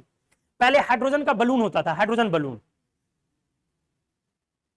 बलून में पहले कौन सी गैस भरी जाती थी? हाइड्रोजन। जब ना तब क्या हो जाता था? हाँ, फट जाए और आग लग जाए तो लोग डर जाए। हाइड्रोलिक से हाइड्रोजन बनाया जाता था। तो पहले बलून में हाइड्रोजन फिल किया जाता था, फिर धीरे धीरे उस पर बैन हो गई। और अब क्या फिल करते हैं हम लोग? हीलियम।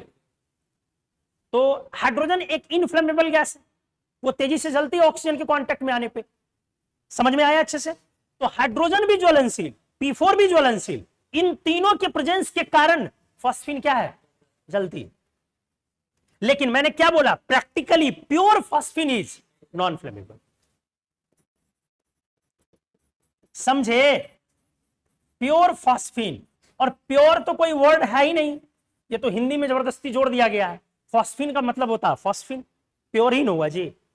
तो but pure phosphine is non flammable. क्या क्लियर हुआ अच्छे से? किसी को कोई दिक्कत? तो क्या सिखाया? NaOH प्लस P4 क्या रिएक्शन बना? NaH2PO2 plus PH3। फिर से बोलो, NaH2PO2 प्लस PH3। ये रेडॉक्स है या नॉन रेडॉक्स? चेक करो।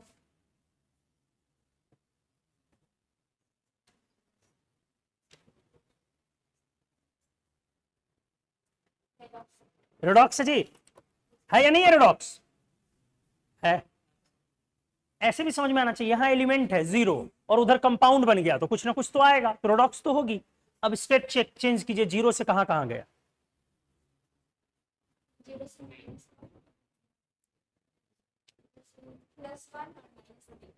0 से +1 एंड -3। और कोई बोलिए? +1 एंड -3 बताइए। पक्का? PH3 में फास्फोरस की कितनी? PH3 में -3। मतलब हाइड्रोजन की कितनी है PH3 में? हाइड्रोजन की बताइए। हाइड्रोजन की 3+, 3 तो उसकी संख्या है ना। हाइड्रोजन तो ऑक्सीडेशन स्टेट +1 होगी ना। ठीक है, इलेक्ट्रोनेगेटिविटी किसकी ज्यादा है, फास्फोरस या हाइड्रोजन? किसकी ज्यादा है? फास्फोरस। कितने एलिमेंट्स थे जो ज्यादा थे हाइड्रोजन से मोर इलेक्ट्रोनेगेटिव? 9। बताइए नाम, आपको बताना। कौन कौन से 9 एलिमेंट फास्फोरस से ज्यादा इलेक्ट्रोनेगेटिव थे हाइड्रोजन से?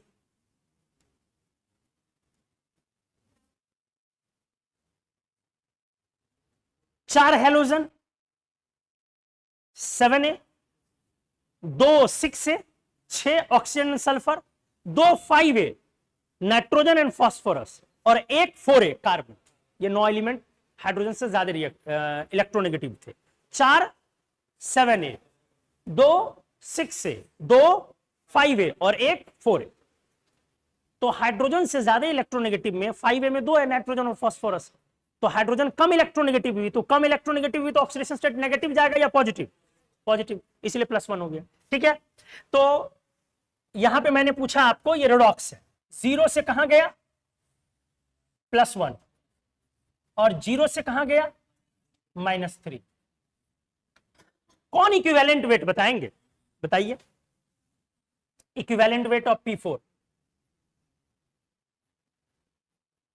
ये बहुत बार पूछा, IIT JEE 2015 में, JEE एडवांस 2023 में, सब्जेक्टिव।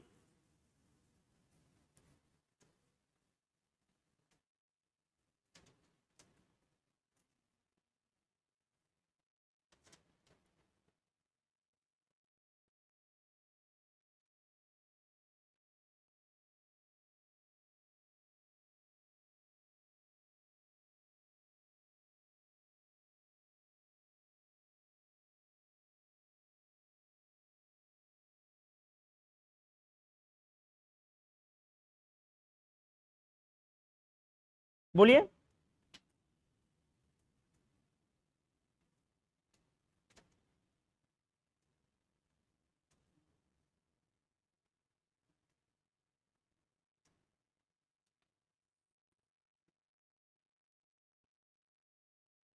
इतना टाइम? 5/12 वैल्यू निकाल दिया आप। 5/12 ना, 5/12 इंटू 31 इंटू 4, तो 4 से डिवाइड कर दो, नीचे 3 आ गया, तो 5/3 इंटू 31, तो 150/3 आ गया, लगभग 50 आपका कहना।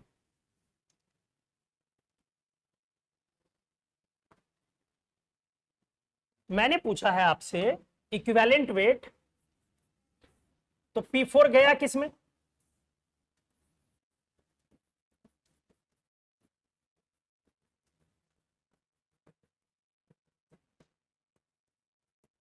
P4 गया किसमें? NaH2PO2 और प्लस PH3, यही ना? ठीक है, यहां 0 से गया हमारा +1 और 0 से मेरा गया -3। डिस्प्रोपोर्शनेशन नेचर है या नहीं? तो डिस्प्रोपोर्शनेशन में क्या लगता है? Equivalent weight of P4 equals to 1 बार ड्यू टू ऑक्सीडेशन और प्लस 1 बार ड्यू टू रिडक्शन। ऑक्सीडेशन में M/0 से +1 1 का चेंज, तो 4 के लिए 4 का चेंज, बोलो, और 0 से -3 3 का चेंज, 4 के लिए 12 का चेंज। क्या आया समझ में? तो M/4 प्लस M/12, बायो वालों को एलसीएम तो लिया जा नहीं रहा होगा, M/3 आ गया, M/3 आ गया 4M/12, तो M/3 का मतलब क्या हो गया? 31 इंटू 4, अरे M क्या है? मोलर मास ना, तो P4 का मोलर मास क्या हो जाएगा? 31 इंटू 4, अब बाई कितना? 3, तो अप्रॉक्स 40, 41 के अप्रॉक्स हुआ। आया समझ में? बोलो, क्लियर है? तो क्या क्या निकाल रहे थे छोटू? 50 के आसपास ला रहे थे आप। किसी को कोई दिक्कत? अच्छे से सीख गए? तो फास्फोरस की केमिस्ट्री में इससे ज्यादा बातचीत अभी और नहीं करनी हमें। आर्सेनिक मेटलवाइड है, पॉइजनस एलिमेंट है, उसकी केमिस्ट्री में भी हम लोग अभी ज्यादा बातचीत नहीं करेंगे। एंटीमनी का मेडिसिनल यूज है, आर्सेनिक पॉइजन है, लेकिन एंटीमनी का कालाजार की मेडिसिन में यूज होता है, तो ज्यादा इस पर बातचीत नहीं। मेनली 2 एलिमेंट को इसमें समझना था, किसको? नाइट्रोजन को और फास्फोरस को। हमने देखा, समझा, फील किया कि नाइट्रोजन की केमिस्ट्री पढ़ने के समय में हमें नाइट्रोजन का एक बेसिक आइडिया मिलता रहे, फास्फोरस की केमिस्ट्री सीखने के समय में फास्फोरस का बेसिक आइडिया मिलता रहे। नहीं कुछ बोला जाए तो कौन से फास्फोरस की बात होती है? व्हाइट। और व्हाइट फास्फोरस पॉइजनस है, जलता है तेजी से। एयर में कि ऑक्सीजन में? ऑक्सीजन में। एयर में इसकी बर्निंग क्या हो जाएगी? थोड़ी स्लो हो जाएगी। अच्छे से क्लियर हो गया आज का लेक्चर? किसी को कोई डाउट? अगले क्लास में हम लोग, ये वाली फैमिली समाप्त हो गई, अब कार्बन फैमिली की तरफ हम लोग नेक्स्ट क्लास में बढ़ेंगे। कोई दिक्कत कहीं पर?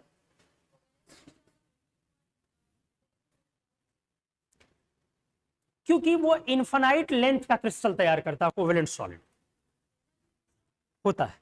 तो ऐसे केसेस में क्या होता है, कोवेलेंट के केस में मेल्ट करने में छोटा छोटा क्रिस्टल बनेगा, या हो सकता है एटम्स ही टूट जाए, तो बेसिकली उसमें बॉन्ड भी तोड़ना पड़ता है। ये बहुत बढ़िया क्वेश्चन है जो आपने पूछा, बहुत शानदार क्वेश्चन है। पूछ दिया तो थोड़ा सा समझा रहा हूं, तो थोड़ा दिमाग लगाइए। इनका कहना है क्वेश्चन में, बहुत बढ़िया जाने अनजाने में पूछ लिया है कि सर मेल्टिंग पॉइंट ऐसा क्यों होता है कि जो कोवेलेंट क्रिस्टल्स हैं इनका हम ज्यादा लिखते हैं किससे, मेटेलिक क्रिस्टल से, और इनका हम लोग ज्यादा लिखते हैं किससे, ये दोनों बहुत ही ज्यादा होते हैं किससे, मॉलिक्यूलर सॉलिड से। यही ना जी, पॉइंट को पहले समझिए, बॉन्डिंग किसके अंदर क्या है और मेल्ट होने में क्या होगा, ये समझ जाएंगे तो क्लियर हो जाएगा। पहले आप मॉलिक्यूलर से समझे, पहले यहीं से समझे तो थोड़ा ज्यादा सुविधा हो। मान लो अगर आपने P4 है सॉलिड एग्जांपल में, इसको मेल्ट किया, मेल्टिंग, फ्यूजन बोलते हैं मेल्टिंग को केमिस्ट्री में, हमने मेल्ट किया। अब अपना P4 लिक्विड आएगा, बोलिए ठीक से, लिक्विड आएगा ना, पहले ये बोलो। अब लिक्विड में क्या आएगा ये बताओ, P4 मॉलिक्यूल्स होंगे लिक्विड में या P एटम्स होंगे लिक्विड में?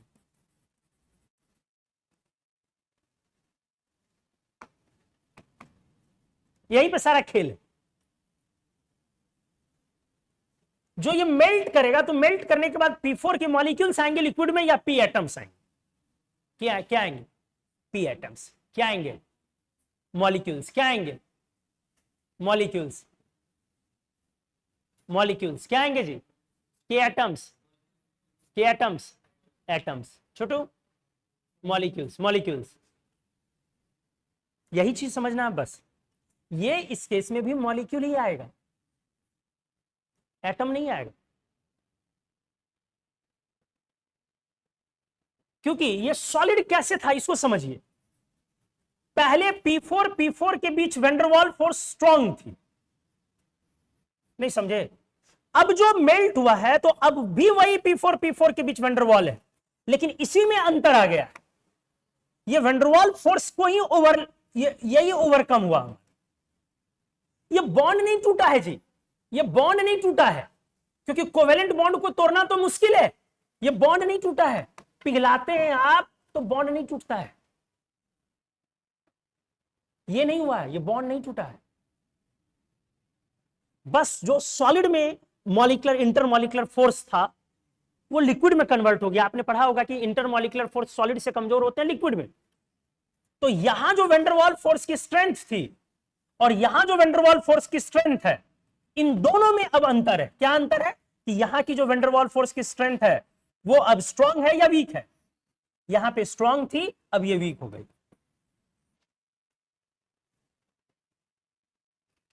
इसको गैस में भी ले जाएंगे ना, किसको? इस P4 को आप अगर किस में ले जा रहे हैं? गैस में। जब मान लो ये P4 का वेपर बन गया, P4 का नहीं, अभी वेपर बन गया, तो वेपर में किस में जाएगा? P एटम्स में या P4 मॉलिक्यूल्स में? क्या बन के उड़ जाएगा बोलो? मॉलिक्यूल्स या एटम्स? अभी भी मॉलिक्यूल्स। क्या नहीं बन टूटेगा? एटम में नहीं टूटेगा। एटम में टूटना आसान है कि मुश्किल? क्योंकि इसके लिए कौन बॉन्ड तोड़ना पड़ेगा? कोवेलेंट बॉन्ड तोड़ने पड़ेंगे सारे के सारे। इसमें 6 बॉन्ड है ना, 4 चारों तरफ से 2 बीच में, 6 बॉन्ड को तोड़ने पड़ेंगे, तब ये एटम्स में जाएगा। और बॉन्ड तोड़ने में बहुत एनर्जी लगेगी। एक बॉन्ड को तोड़ने में 1 मोल में 200 से ज्यादा लग जाएगा। क्या कुछ समझ में आया? तो हमने जो मॉलिक्यूलर सॉलिड पढ़ा है, मॉलिक्यूलर सॉलिड में जब भी आप मेल्ट करते हैं दोस्त, तो मेल्ट होने के बाद मॉलिक्यूल ही लिक्विड में ट्रांसफर होता, मॉलिक्यूल ही गैस में ट्रांसफर होता। ऐसा नहीं कि मैं एटम्स में ला नहीं सकता हूं, बिल्कुल ला सकते हैं। 2000 के ऊपर टेम्परेचर दीजिए। कितने के ऊपर? व्हाइट फास्फोरस को दीजिए, P एटम्स अलग हो जाएंगे। 2000 के ऊपर, 2000 के नीचे भी नहीं, 1200 से 2000 के बीच में वो P2 में रहेगा। 2000 के ऊपर P2 भी टूट के P में चला जाएगा। तो हम आपको ज्ञान नहीं देना चाह रहे हैं और ना ये बताना चाह रहे हैं कि मेरे पास है, हो तभी तो एक्सप्लेन कर रहे हैं, नहीं होता तो हम एक्सप्लेन कैसे करते। तो हमने आपको समझाया, बस कंक्लूजन पे आइए कि जब भी मॉलिक्यूलर सॉलिड हो तो मॉलिक्यूलर सॉलिड मेल्ट हो करके मॉलिक्यूल्स में ही जाता है। किसमें नहीं जाता है? एटम्स में नहीं जाता, क्योंकि उसमें जो लगने वाला इंटरमॉलिक्यूलर फोर्स है बस वो ब्रेक होता है या वो कमजोर होकर नया कमजोर वाला बनता है, टूट के। क्लियर हो गई चीजें?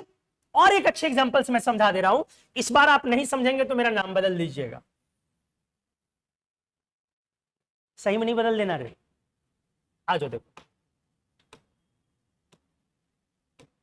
बदल भी सकते हो मेरा दो दो नाम, एक कुमार मन्नू वाला, एक सुमित सौरभ है सर्टिफिकेट में, बदल लो।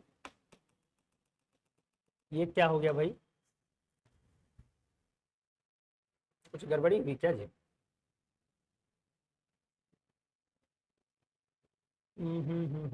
एक गड़बड़ी हो गई यहाँ पे, इसका एक पेज बन गया, ठीक, हटाइए, आ जाओ नीचे।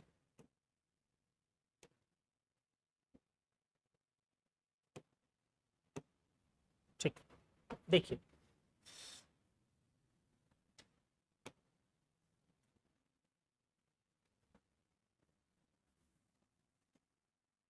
इस बार आप समझ जाएंगे, बहुत अच्छे से समझेंगे। क्वेश्चन पूछा कीजिए, दिमाग में जितना क्वेश्चन आएगा ना।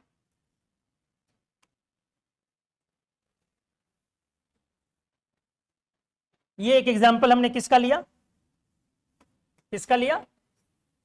व्हाइट फास्फोरस का। एक एग्जांपल मैं लेता हूं और अच्छे से क्लियर हो जाएगा आपका। H2, ठीक है, आप बताइए ये सब्सटेंस कैसा है? सॉलिड में H2O सॉलिड लेना, मेटेलिक सॉलिड है, कोवेलेंट सॉलिड है या मॉलिक्यूलर सॉलिड है? सोच समझ के जवाब दे पहले। मेटेलिक तो नहीं है। अब अगला, कोवेलेंट है या नहीं है? नहीं है, ऐसे थोड़ी ना जवाब होता है। कोवेलेंट सॉलिड है या नहीं है? है नहीं। क्या पढ़ा था कोवेलेंट में, क्या होता है? कोवेलेंट सॉलिड कब बोलते हो आप लोग? जब वो चेन में इन्फिनाइट फैलता है। परेशान नहीं होना है, सबसे पहला पॉइंट ये, क्लिक करे या नहीं करे परेशान नहीं होना। एक अल्टीमेट फॉर्मूला यही है, आप क्लासेस आए, बैठे, पढ़ें, सीखें, भूलें, याद करें, लर्न करें, बनाएं, सॉल्व करें, ना करें, जितना हो रहा कर रहे हैं, कोर्स समाप्त होते होते जो चीजें एग्जाम में आएंगी वो इतने दफे रिपीट होंगी कि वो याद हो जाएगा आपको, अगर आप दिमाग नहीं भी लगाएंगे तब भी। इसीलिए परेशान पहले नहीं होना, हर चीज कई बार लाऊंगा, क्योंकि इनऑर्गेनिक एक ऐसा सब्जेक्ट है, आपको मेमोराइज रहना ही इसमें सबसे बड़ा टास्क, कि कैसे आपके दिमाग में स्टे करे। इसलिए परेशान नहीं होना, सीखना है, भूल गए फिर सिखाएंगे सर, ये कई बार सिखाया है फिर सिखा रहा हूं। हमने क्या आपको सिखाया नहीं कि कोवेलेंट सॉलिड में क्या होता है? Infinite chain. क्या H2O के स्ट्रक्चर में इनफिनाइट चेन होता है? नहीं। H2O सॉलिड का मतलब होता है आइस। क्या इसमें इनफिनाइट चेन होता है? नहीं। ये कैसा सॉलिड है?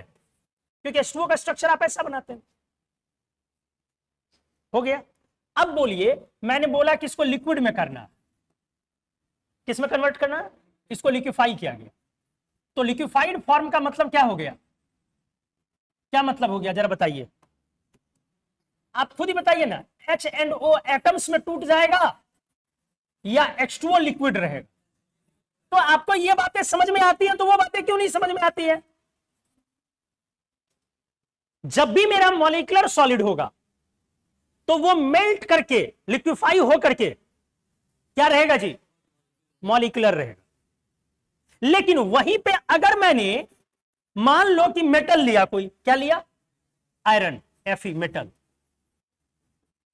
मेटल लिया, तो मेटल में क्या होता है आपको याद है?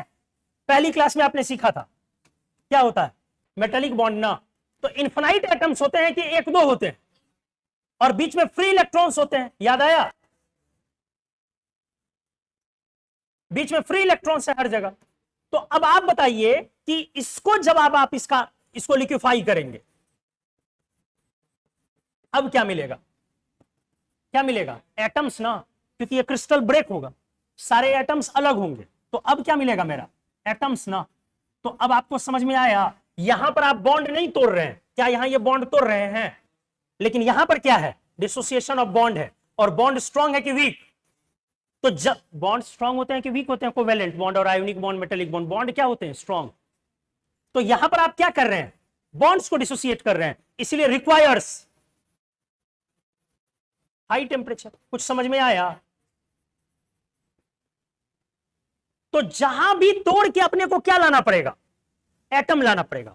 उस जगह पर जिस जगह क्रिस्टल ब्रेक होगा, बॉन्ड ब्रेक होंगे, कौन वाले बॉन्ड, कोवेलेंट, मेटेलिक, आयोनिक, उस जगह पर मेरा क्या हो जाएगा, बोलो, टेम्परेचर ज्यादा लगेगा या एनर्जी ज्यादा देनी होगी। बॉन्ड को दो तरीके से समझो, एक बॉन्ड केमिकल, एक बॉन्ड फिजिकल। फिजिकल समझो वो मॉलिक्यूलर फोर्स, और केमिकल समझो तीन, कौन कौन, आयोनिक, मेटेलिक, कोवेलेंट। हालांकि मेटेलिक में दोनों बातें होती है, लेकिन आप अभी रफली समझिए। तो जब भी मेरा ionic bond, metallic bond, covalent bond टूटेगा, तो उस समय में वो एटम्स में बिखरेगा। लेकिन जिस समय में हमारे मॉलिक्यूल्स अलग होंगे, उस समय तो वैंडरवाल फोर्स या इंटरमॉलिक्यूलर फोर्स ब्रेक करना होगा, तो मेरा एमपीबीपी क्या होगा, कम।